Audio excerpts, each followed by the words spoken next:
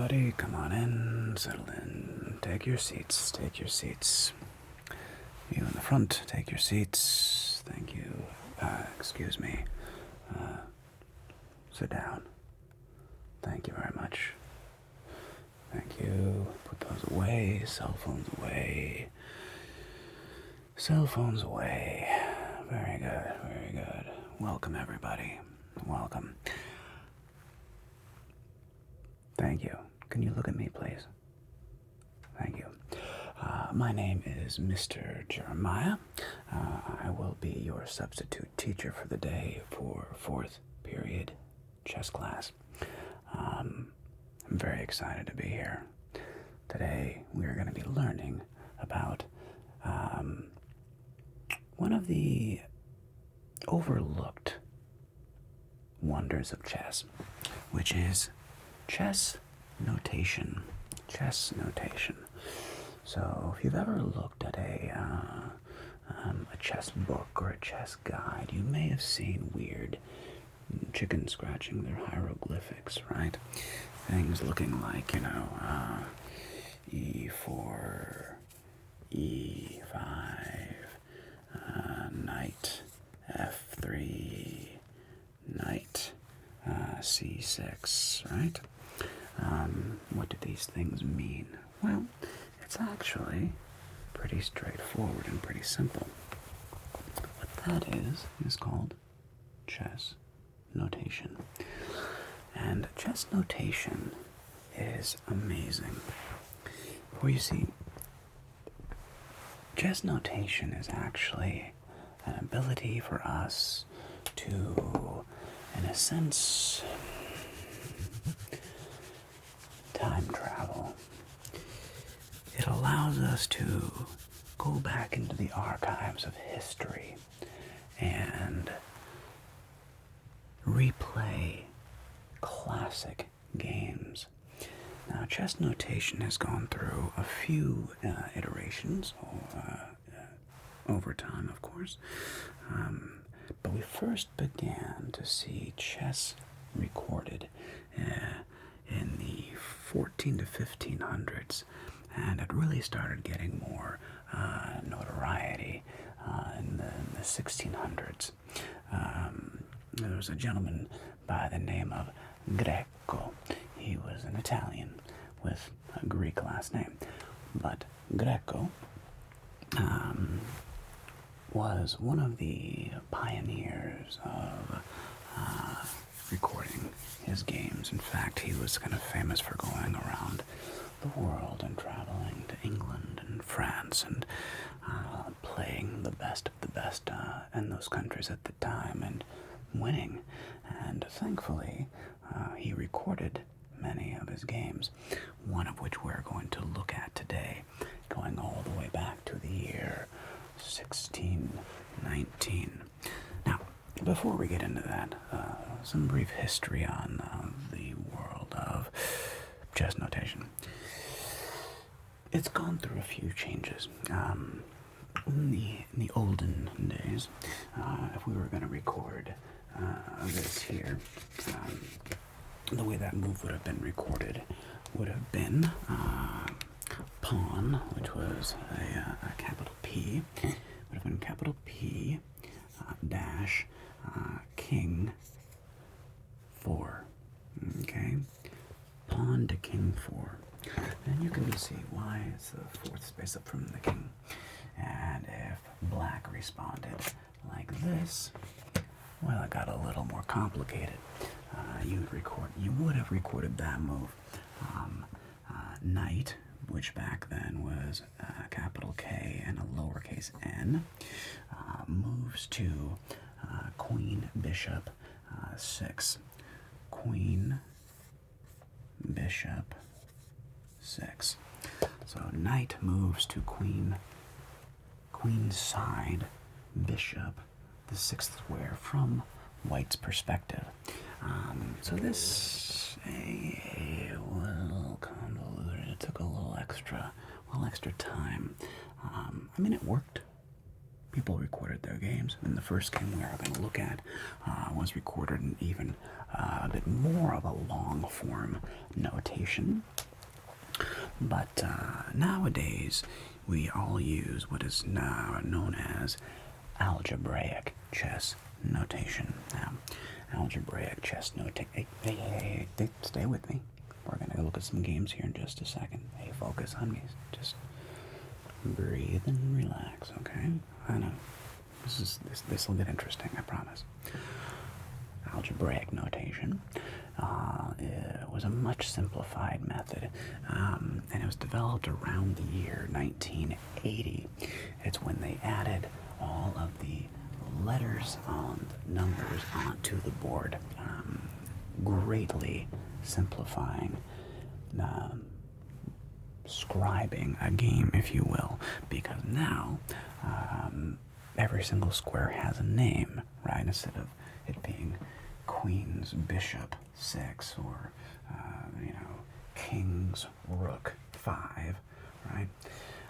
Now you just have h6, h5, d4, e4, c6, d7, f7, b2, a4, right?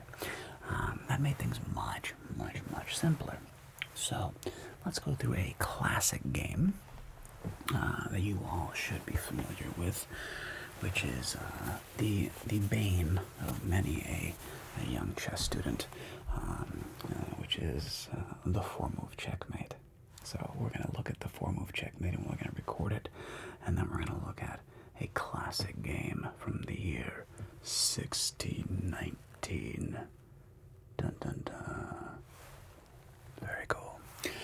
So, if we are going to play or record our moves, we first want to make a little grid. So if you have, when we break up to go play our games here in about 25-30 minutes, I'm going to have all of you record your games, okay? Okay. And you're going to find it's easier than you think. Now, if you don't have a chess notation book, you can make your own with a very simple T graph. You put the white pieces in the top left corner with a nice W for white. On the right hand side, B for black. And we'll just make a little T graph here, like so, and down the middle. About like that, okay? White and black. And we have numbers, our move. We have 1, and 2, and 3, and number 4, okay? Very simple. Now, the first move in the 4-move checkmate, sometimes referred to as the scholar's mate, sometimes referred to as the fool's mate, begins almost identical to this, actually. So, the most common opening move in a game of chess at both the professional and amateur level is pawn to e4. Now, if we were doing long-form algebraic notation, you would write the pawn. Before I get to that, we should clarify the symbols for each piece. Right? As you all know, this piece is called a rook. It's not called a castle. It's called a rook, and he is a capital R. Okay, capital R for the rook. This piece here is called a. No, it's not called a horsey. It's called a knight. The knight, his symbol's a little interesting. It is a capital N. As I said, the old way of recording a knight would have been to use a capital K and a lowercase n, but they realized, you know what, let's not have any confusion between knights and kings. Let us simply make the knight a capital N. Very good. This lovely gentleman, known as the bishop, of course, gets a capital B. Very good. King gets a capital K. And our queen is a capital Q. Now, the pawn does not get a letter. The pawn is denoted by whatever square the pawn is currently resting on. Okay, it's not a lowercase p or a capital P. It's just the square that it's on. Again, they wanted to simplify, simplify, simplify. And it's much, much more effective, and you'll see why here in just a moment. So, the old way of doing a long-form algebraic notation of this move e4, the pawn on e2 to e4, would have been e2, e2 dash e4. That's long-form algebraic notation. Pawn on e2 moves to e4. And they realized, you know what? We don't need to do that. All we need to do is record the square that it moves to, which is simply e4. Okay? e4. So, pawn moves to e4.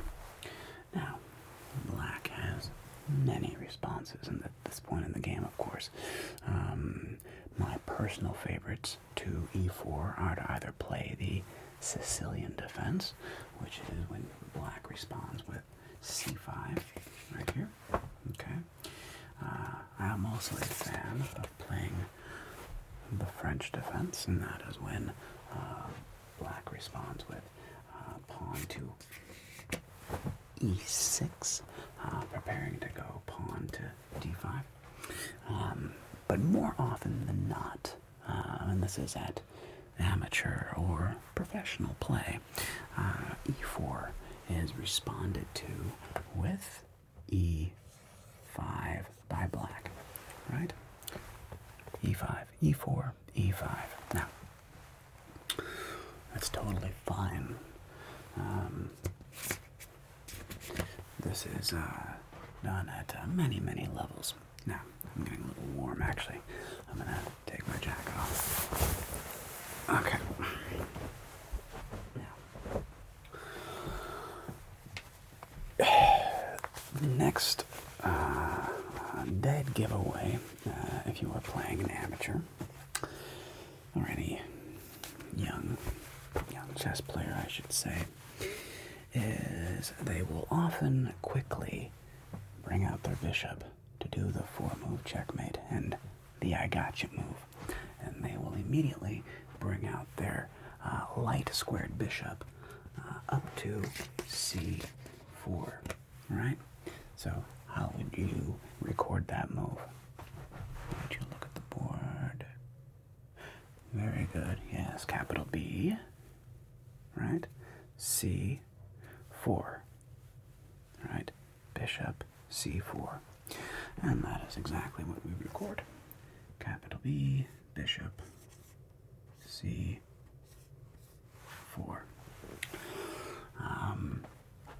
There's nothing wrong with this move. This is also sometimes going into what's known as the gioco piano. The gioco piano, or the Italian game. This also is a way of getting into the fried liver attack. But we're getting ahead of ourselves. Black has many good responses to this move. Certainly bringing out the knight to f6 would be a classically good move. Developing a pawn, even developing a bishop. But let's say that black in this particular case, to allow the demonstration to occur, brings out the queenside knight. Okay, so black brings out the queenside knight in this game to c6. How do we record that? Yes, how do we record that move? Can you see the board? How do we record that move right there? Yes. Very good. Capital N. Yes. And the square he's on is, very good, C and 6. Very good. Knight to c6. And at this point in time, there is absolutely nothing necessarily wrong with that move. Knight c6. Okay. Now, if white is going to pursue a 4-move checkmate, white is now going to get very aggressive with the queen. Right? And there's 2 spaces where white can bring the queen in order to put extra pressure on the weak f7 square, who is currently only being defended by the king. And that would be queen 2. Very good. f3 or h5. Excellent job. You nailed that. Queen to f3. Where now the queen and the bishop are attacking f7, or slightly sneakier, but only by a tickle. Queen can come all the way to h5. Okay, let's go ahead and go with this example, because this is it's marginally sneakier. Queen to h5. Okay. Now we are threatening checkmate on the next move.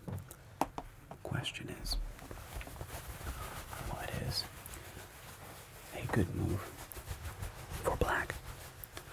Well, black could do many things. But I'm going to show you the most common boo-boo. Yeah, the most common boo-boo that black makes in this situation. And that is by playing knight to f6. So, how do I record that move? Yes, how do I record that move? Very good. Capital N, capital N, 2. Very good. F6. Very good. Knight to f6. Now I'm going to add a question mark. So, knight f6. And that gets a question mark. The question mark is a way of recording blunder. And this, in this case, is a big oopsie of a blunder. Because what happens now is white has checkmate on the move. Now, you might look at that and think to yourself, but that looks totally fine. You know, black's knights are developed. We have a center pawn in control. The knight is, it's forking the queen and the pawn. So, the knight is actually very well positioned here. What could possibly go wrong? Well, it did not realize the sneak attack from the queen and the bishop simultaneously. So what is the checkmating move? Let me get out of the way. Yes, the checkmating move is very, very, very good. The checkmating move is queen, so capital Q. We use an X. An X means captures. F7, checkmate. Very good. So we would write capital Q captures F7. And then the symbol for checkmate is a hashtag or pound sign. Also, the symbol for check was also a plus, and then checkmate was a plus plus. I have a hunch that the hashtag was more or less a derivative of sloppy recording, and people would just write plus plus, and to the point where it just kind of looked like a hashtag, and they're like, you know what, let's just let's just make it a hashtag. It's easier than plus plus. Let's just say hashtag, and that's how we're going to record checkmate. So there we go. Queen takes f7, checkmate. Queen captures f7, checkmate. The king is under attack. He can't get out. He cannot capture the queen, for she is defended by the bishop. Now, let's jump in our Wayback Machines. Now we're going to go back in time over 400 years to the year 1619. We're going to go back to Rome, and actually this game may have been played abroad. It may have been played in London or Paris. I'm honestly not 100% sure, but this game was recorded by Greco. So, we'll reset our board. Unfortunately, we don't know, or at least I shouldn't say I don't know who Mr. Greco was playing, but let's clean this up. Actually, I should have left a little bit more of that. I do happen to know that this is a checkmate in 8 moves. So 3 and 4, 5, 6, 7. It's gonna be close. 8. Okay. Checkmate in 8 moves. Let's make that a little closer together. We'll make this a little smaller so it'll be easier to follow. 1, and we'll go 2, and then we'll go 3, and then 4, and then 5, and 6, and 7, and then 8. Okay. So, everybody, here, focus on me. Alright. Focus on me for a moment. Thank you. Good. Alright. Close your eyes. We're going to go back in time. You're in a castle, and you can smell roasting meats, and maybe some spiced wine, some mulled wine, and there's a roaring fire, and there's tapestries. There's tapestries on the walls, and maybe the smell of spices are in the air, and maybe incense. And in comes the Italian master, Greco, and he challenges you to a game. And of course, you want to test out your own chess acumen, so you say yes. So, what do we do? Well, Greco opens up with the classic move, e4. Okay. e4. Now, our player, our friend here, e4. Our friend is going to play an interesting opening. Our friend responds by playing b6. Okay? Now, what b6 is preparing to do, b6, okay? b6. What our friend is preparing to do is fianchetto, or fianchetto, the bishop. We want to get the bishop over here. Okay? That's what black's thinking. Now, on the second move, Greco takes control of the center by moving. What do you think? What do you think? Good. Pawn to d4.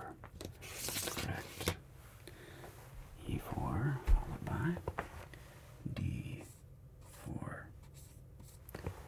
Very good. e4 and d4. Now, we can guess what black's next move is, right? Yeah, it's very good. We fee and shadow the bishop. Bishop to c7. Bishop, capital B, capital B. Goes to c7. Very good. We have that lovely fee and keto. Can you all see that? Good. Okay. Now,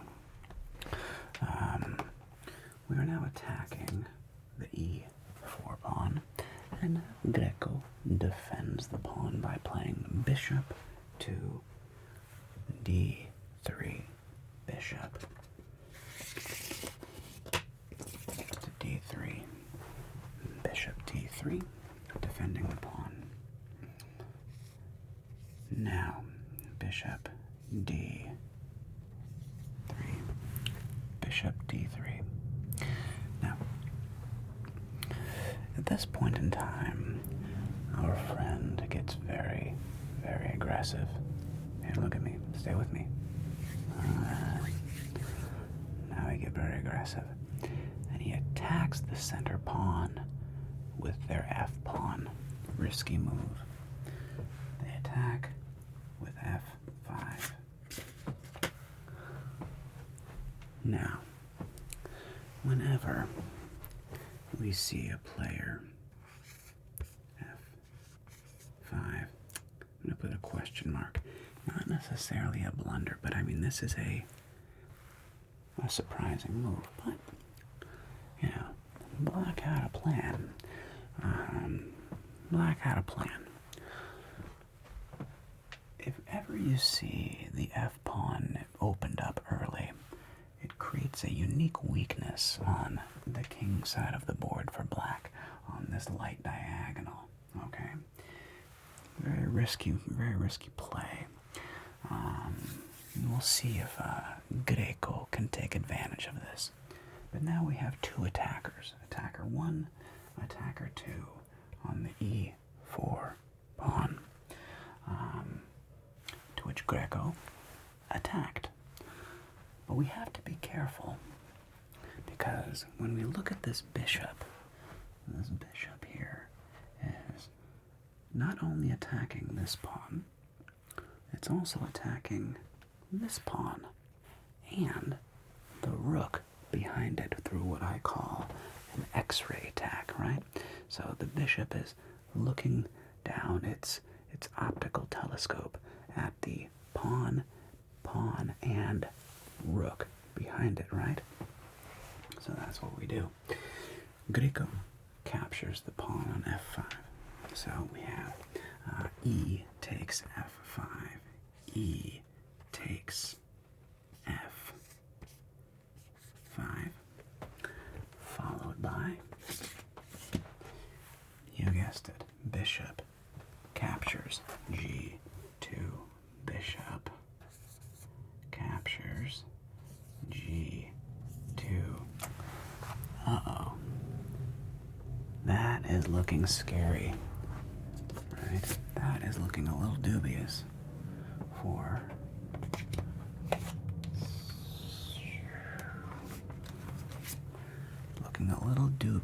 white, okay? We can't really save that rook, right? So it doesn't look good. But white is going to try to take advantage of this risky pawn structure on the king side.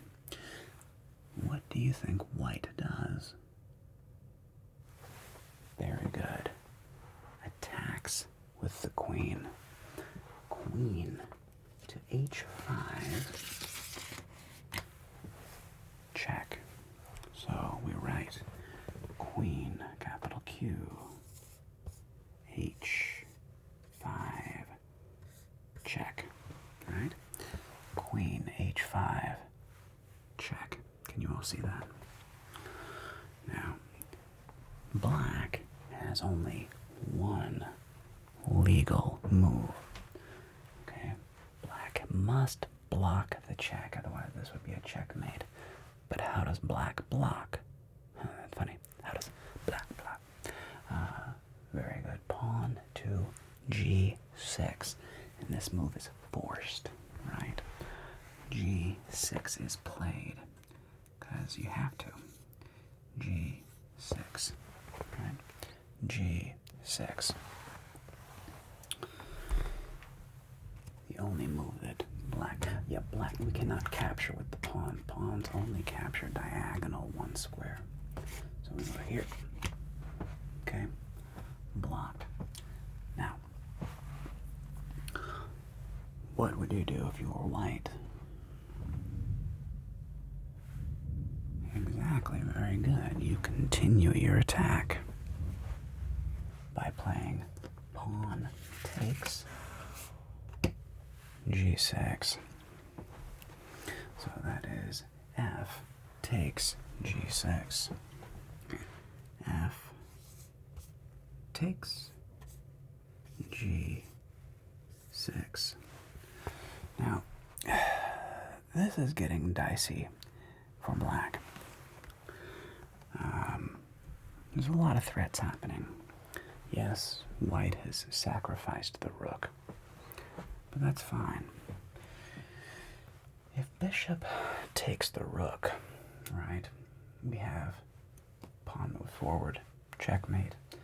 Pawn takes pawn, checkmate, right? So black has to get out of this, and black came up with what looks like a pretty clever response. Black could have played pawn to give his king an escape. They didn't. Black instead plays knight to f6. Interesting move. Knight, capital N, knight f6. Okay, knight to f6. Now this is interesting because we're now threatening the queen, right? The knight is now threatening the queen, so if we capture here with check, the knight simply takes the queen and nullifies the threat. So does white have to retreat? Does white have to retreat? Well, Greco says no. Greco plays G takes H7. Pawn G takes H7 check. Wait, what? Pawn takes G H7. G takes H7 check. The only legal move black can play is what? This is by force. I mean, the last two moves were forced. Black must capture the queen. Of course he does. Black captures the queen. Oh no, black captures the queen. So knight takes h5. Knight takes h5. Again, that was forced. But now Greco has checkmate. What is the checkmating move? Can you spot it? Outstanding. Well done. Bishop to G6. Bishop to G6. Checkmate.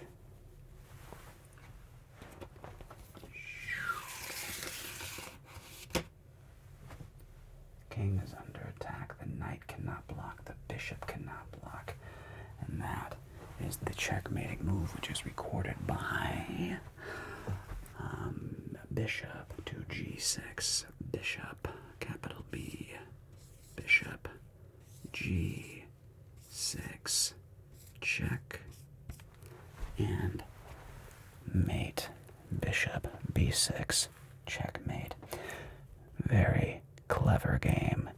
Played in the year 1619.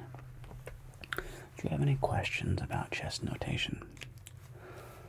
There's a few other things we can go over, like the en passant rule, but if it comes up, just raise your hand and I'll show you. But for now, go to your boards, pick an opponent, get your boards and bags and pieces ready, be sure to shake hands, and play some chess, and have a wonderful, wonderful afternoon. Thank you for listening, and I will see you all soon.